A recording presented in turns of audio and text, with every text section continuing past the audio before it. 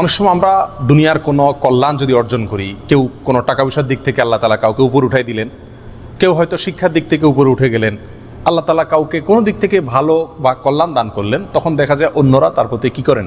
হিংসা করেন। এই হিংসার সম্মুখীন আমরা দৈনন্দিন জীবনে প্রায় হতে থাকি।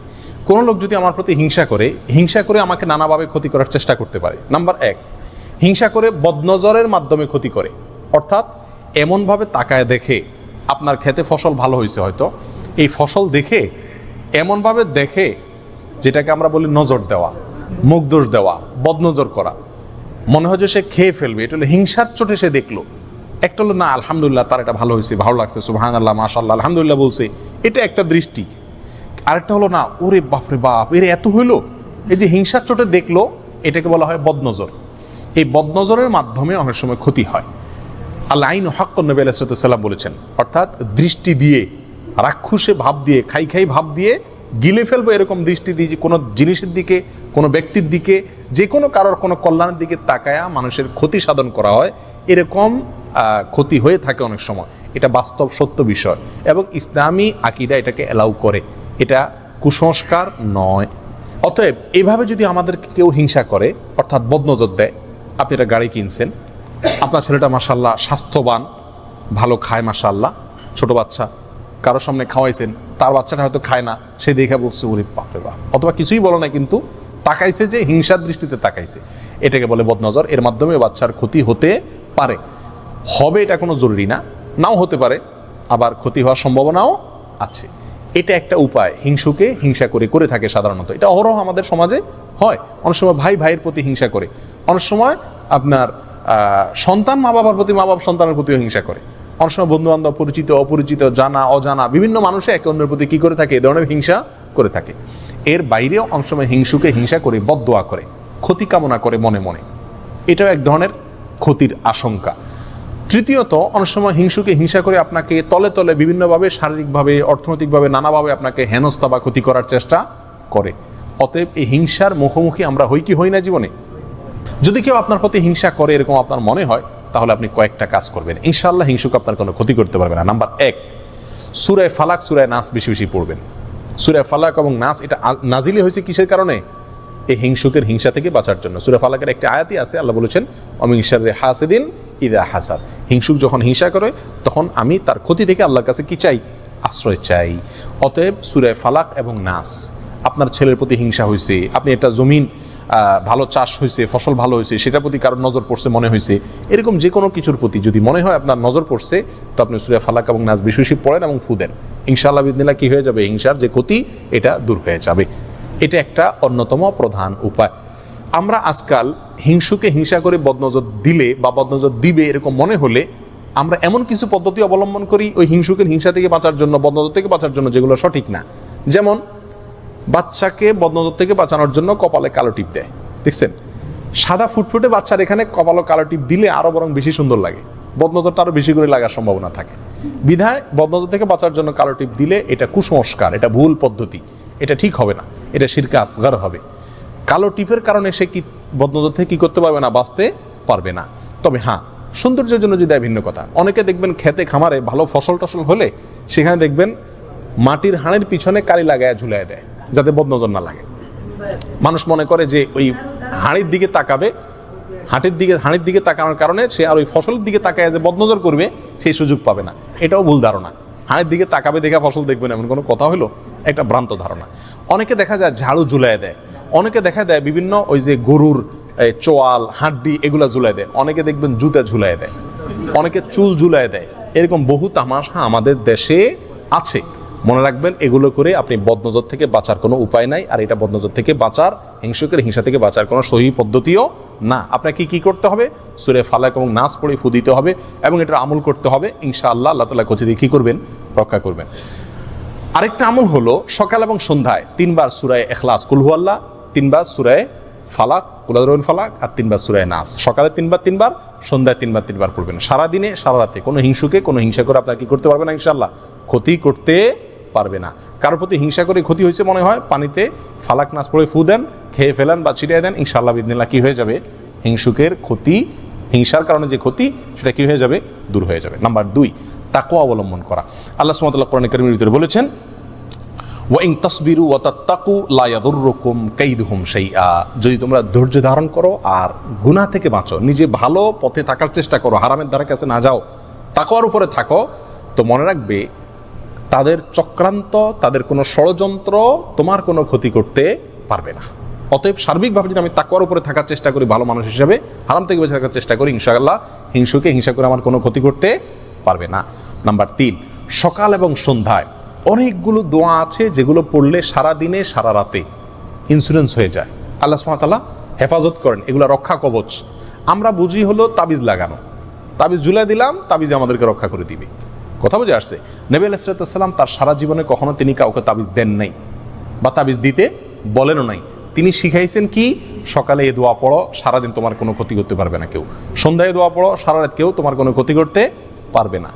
তার আমলগুলো যদি করেন, বাতানো আমলগুলো, তাহলে ইনশাআল্লাহ হিংসা থেকে বাঁচা যাবে।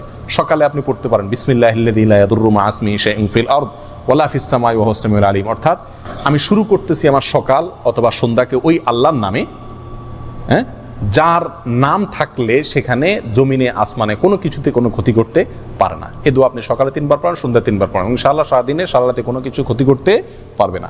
বিসমিল্লাহি আলা দীনি ওয়া নাফসি ওয়া ওয়ালাদি ওয়া আহলি ওয়া মালি, আল্লাহ নামে শুরু করতেছি আমার সকালকে, আমার সম্পদ, আমার জীবন এবং আমার আহাল পরিবার, এই সব কিছুকে আমি আল্লাহর নামে শুরু করতেছি। সকালে 3 বার পড়েন, সন্ধ্যায় 3 বার পড়েন, ইনশাআল্লাহ কোনো কিছুই ক্ষতি করতে পারবে না। অনুরূপভাবে বহু দোয়া নবী আলাইহিস সালাম শিখাই গেছেন। হাসবি আল্লাহু লা ইলাহা ইল্লাহু আলাইহি তাওয়াক্কালতু ওয়া রব্বুল আরশিল আযীম 7 বার 7 বার পড়েন, সূরা তাওবার শেষ আয়াত। আল্লাহ আমার জন্য যথেষ্ট, যিনি ছাড়া কোনো সত্য মাবুদ নাই, তার উপর আমি ভরসা করেছি, তিনি সর্বোত্তম কর্মবিধায়ক। ব্যাস, আল্লাহর উপরে ভরসা করার এই আয়াতটা পড়েন 7 বার সকালে, সন্ধ্যায় 7 বার, ইনশাআল্লাহ সারাদিনে কি হয়ে যাবে, আপনার জন্য ইন্স্যুরেন্স হয়ে যাবে, কোনো কিছুতে আপনার কোনো ক্ষতি করতে পারবে না। এরকম আরও বহু আমল আছে যে আমলগুলো আমরা সকাল সন্ধ্যা করলে সারাদিনের এবং সারা রাতের হেফাজত হয়ে যাবে, কোনো হিংসা করলেও আমাদের ক্ষতি করতে পারবে না। নাম্বার 4, হিংসুকের হিংসা থেকে বাঁচার জন্য যে হিংসা করে তার প্রতি একটু দয়া করে দেন। হিংসুকের মন থাকে একটু ছোট, সে আপনার ভালো দেখে তার ভিতরে জ্বলে, তো মনে যদি আপনি বুঝতে পারেন বা টের পান যে এর হিংসা হচ্ছে, তার বিশেষ করে সালাম দেন, এটা হাদিয়া তোফা দেন, একটু দাওয়াত দিয়ে খাওয়ান, একটু তার সাথে ভালো আচরণ করে, দেখবেন ইনশাআল্লাহ তার হিংসাটা আস্তে আস্তে কি হয়ে যাবে, দূর হয়ে যাবে। নাম্বার 4, হিংসুকের হিংসার দিকে বেশি একটা নজর দিয়েন না। একটা জিনিস মনে রাখবেন, নবী আলাইহিস সালাম বলেছেন, সারা পৃথিবীর সমস্ত মানুষ যদি একত্রিত হয় তোমার কোনো ক্ষতি করার জন্য, তো আল্লাহ যেটুকু তোমার কপাল লিখে রাখছেন ক্ষতি ওর বেশি করতে পারবে না। আর যদি সারা পৃথিবীর সব মানুষ একত্রিত হয়ে তোমার কোনো উপকারও করতে চায়, তবুও আল্লাহ যেটুকু লিখে রেখেছেন তার চেয়ে বেশি উপকার করতে পারবে না। বিধায় একজন মুমিন হিংসুকের হিংসা নিয়ে পড়ে থাকবে না, আল্লাহর উপর ভরসা থাকবে যে আল্লাহর ভরসা থাকলে ইনশাআল্লাহ আমার কোনো ক্ষতি সে করতে পারবে না। নাম্বার 5, শেষ নম্বর পয়েন্ট হলো সবসময় তাওহীদকে মজবুত করা, আল্লাহর প্রতি বিশ্বাসটাকে কি করা, মজবুত করা। আল্লাহর প্রতি যত বিশ্বাস গাঢ় থাকবে, অন্য কোনো মানুষ বা অন্য কোনো বস্তুর ক্ষতি এটার প্রতি তার আশঙ্কা তত কম থাকবে, এগুলোকে সে তত কম পরোয়া করবে। এই জন্য আল্লাহর প্রতি ইমানটাকে, তাওহীদটাকে মজবুত করব, তাওহীদকে শিখবো, জানবো, বোঝার চেষ্টা করবো, রপ্ত করার চেষ্টা করবো। ইনশাআল্লাহ হিংসুকের হিংসার দিকে কি হবে না, আমাদের নজর হবে না। এটা তো হলো হিংসুকের হিংসা থেকে বাঁচার জন্য বললাম। অনেক সময় আমরা নিজেরাই কি করি, আরেকজনের প্রতি হিংসা করি, টেরও পাই না যে হিংসা করছি। হিংসা একটা কবিরা গুনাহ, হিংসা একটা কি কবিরা গুনাহ। কোরআনে কারিমে আল্লাহ সুবহানাহু ওয়া তাআলা হিংসার বিষয় একাধিক আয়াতে আল্লাহ তাআলা আলোচনা করেছেন। এক আয়াতে আল্লাহ বলেছেন, আম ইয়াহসুদুনান নাসা আলা মা আতাহুমুল্লাহু মিন ফাদলি, আল্লাহ কাউকে দয়া করে কোনো একটা কিছু দিয়েছেন, ফসলটা ভালো হয়েছে, ইনকাম ভালো হয়েছে, তার প্রমোশন হয়েছে, কোনো একটা ভালো দিক আল্লাহ তাআলা তাকে দিলেন, এটা দেখে তুমি হিংসা করছো যে আল্লাহ দিয়েছেন সেজন্য, তার মানে তুমি তো আল্লাহর এই ফয়সালাকে তুমি মানতে পারছো না। রেজাবিল কাজা ইমানের গুরুত্বপূর্ণ পয়েন্ট, তার মানে তোমার ইমান আছে কিনা এটা নিয়ে সন্দেহ। আল্লাহ তাকে দিয়েছেন, এটা আল্লাহর ফয়সালা, অতএব এটা তুমি সন্তুষ্ট থাকতে হবে। তুমি হিংসা করলে তার কোনো ক্ষতি করতে পারবে না। প্রিয় ভাইয়েরা, আপনার অন্তরে হিংসা আছে কিনা কারোর প্রতি কীভাবে বুঝবেন? কারোর কোনো ভালো সংবাদ শুনে, কারোর কোনো ভালো হাল দেখে, কারোর কোনো সুখের অবস্থা দেখে আপনার ভিতরে জ্বলে কিনা দেখবেন।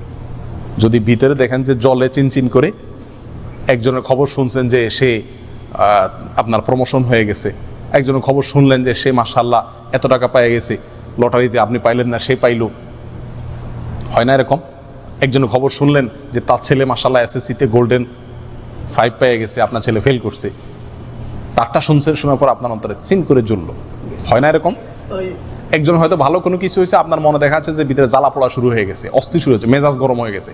কারোর ভালো শুনে ভালো দেখে যদি আপনার মেজাজ গরম হয়ে যায়, ভিতরে জ্বালা পোড়া হয়, এটার মানে হলো আপনার ভিতরে কি আছে, হিংসার রোগটা আছে। এটা টেস্ট, হিংসা টেস্টের উপায় হলো এটা। প্রিয় ভাইরা, হিংসা থেকে আমরা খুব কম মানুষই কি আছি, মুক্ত আছি। এটা হারাম, আমরা জানিও না যে হিংসা হারাম। প্রিয় ভাই, কারোর প্রতি হিংসা করা যাবে না। কেন করব না? নাম্বার 1, এটা আল্লাহর ফয়সালা, আল্লাহ তাকে কল্যাণ দিয়েছেন। আমি তার প্রতি হিংসা করা মানে আল্লাহর ফয়সালাকে অস্বীকার করা, না মানা, বিদ্রোহ করা, যেটা এক প্রকার কুফরি। অতএব হিংসা করা যাবে না। নাম্বার 2, এটা কবিরা গুনাহ, আমার আমল নষ্ট হয়ে যাবে। 3 নম্বর, মনকে বলতে হবে, ও মন, তাকে যে আল্লাহ কল্যাণ দিছে সে আল্লাহ আমাকেও দিতে পারে। তাকে দিছে, এই জন্য আমি যদি খুশি হই, তার জন্য আরো দোয়া করি, ইনশাআল্লাহ আল্লাহ আমাকে দান করবেন। আল্লাহ পরীক্ষা করেন বান্দাকে অনেক সময়। কথা বুঝে আসছে? এই কথা নিজেকে বুঝাইতে হবে, প্রবোধ দিতে হবে এবং হিংসা থেকে বাঁচার চেষ্টা করতে হবে। আর মনে রাখতে হবে, আমি যদি হিংসা করি তার কি কোনো ক্ষতি করা যাবে? আমার মনে যত জ্বালা পোড়া হবে, ক্ষতি তার হবে? উল্টা ক্ষতি আমার হবে। আমার অন্তরে জ্বালা পোড়া হলে হার্ট অ্যাটাক আমার হবে, অসুস্থ আমি হব। তার কি কোনো ক্ষতি হবে? হবে না। তাহলে এর চাইতে নির্বোধ কে? এই জন্য কারোর কোনো কল্যাণ দেখলে বরং আরো কি হওয়া, খুশি হওয়া। যদি মনে আপনি যতই চেষ্টা করেন খুশি আনতে না পারেন, আপনার মনে ঠিকই জ্বলে, একটা কাজ করবেন, তার জন্য দোয়া করবেন, আল্লাহ তার ছেলে গোল্ডেন জিপিএ পাইছে, আল্লাহ সামনে তার ছেলের ডাক্তার, ইঞ্জিনিয়ার, পাইলট, আরো কিছু বানাই দিও আল্লাহ। মনে চায় না তবুও জোর করে মুখে দোয়া করেন, দেখবেন ইনশাআল্লাহ অন্তত কি হয়ে যাবে, হিংসা চলে যাবে। শয়তান দেখবেন যে বেজ্জত হয়ে চলে যাবে। আল্লাহ তাআলা আমাদের সবাইকে হিংসার এই ভয়াবহ অপরাধ থেকে, গুনাহ থেকে বেঁচে থাকার তৌফিক দান করুন। আর হিংসা করে আমাদের কোনো ক্ষতি করতে চাইলে সেখান থেকেও আমরা যেন সঠিকভাবে আত্মরক্ষা করতে পারি, সেই তৌফিক আল্লাহ তাআলা দান করেন। জাযাকুমুল্লাহ ওয়া খুদা আহমদুল্লাহ আলামিন।